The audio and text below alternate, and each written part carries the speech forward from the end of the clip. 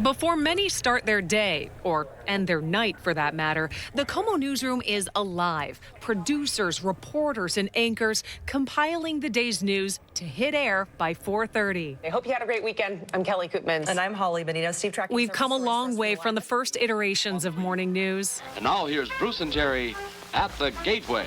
When Gateway started on KOMO in September of 1959. Here's other news. A fire in Anacortes early this morning destroyed the Pioneer Shingle Mill. They're getting the same cold weather that we are. It was a time when weather was hand-drawn. Bruce Vanderhoof and Geri Lindsey ruled the morning airwaves.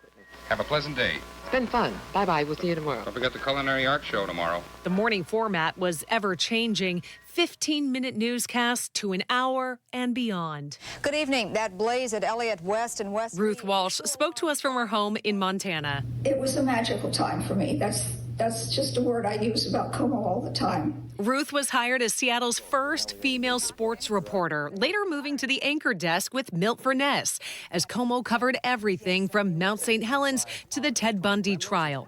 Ted Bundy had agreed to do an interview with me over the telephone. Behind the scenes, her team even shared the studio with a resident mouse. And so everybody would be behind the desk with their feet pulled up under the desk, and we named him Perry for Perry KOMO. Walsh ended a 10-year run at KOMO on AM Northwest with Dick Foley. KOMO is the window to your world. In the late 70s, Window, anchored by Frank Greif, brought morning news and interviews. That's an interesting question. Now, how much hands-on experience do these kids get? We're just going to have a little fun and learn about what it's all about. Now, how long has it been since you've been to the library? Even featuring a young reporter named Steve Poole.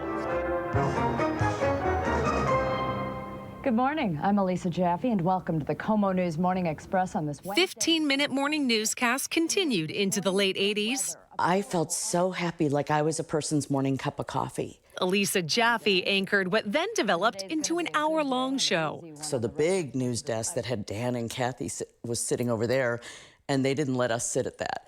They did this little rinky-dink desk that said the Morning Express, and we were near it. But we did have more than just a few flurries out there. The demand for more morning news led to an expanded 2-hour show in the 90s. If they win the game against the California Angels this afternoon... Lynn Espinoza earning a spot at the same station she grew up watching. There's a lot of fun to be had in the morning, but we were really also quite news forward. So slowly but surely, things are getting back to normal. Jim Snyder spent time on mornings, too. KOMO-TV was TV station mecca for me. Though he's the first to admit he's not a morning person, something his mother even pointed out. I said, did you see the show? What'd you think? And she'd say, I thought you looked tired, Jimmy. And I always did, because I always was. Yes, the faces have changed over the decades, but through tragedy and triumph, one thing hasn't changed. You started your day with KOMO, you ended your day with KOMO. We spent 2.5 hours with them in the morning as they're kind of tuning in and out, getting their family ready. They're not always watching, but they're listening to you. With each sunrise, we start the day together. If you have ever been part of this family, you stay part of this family.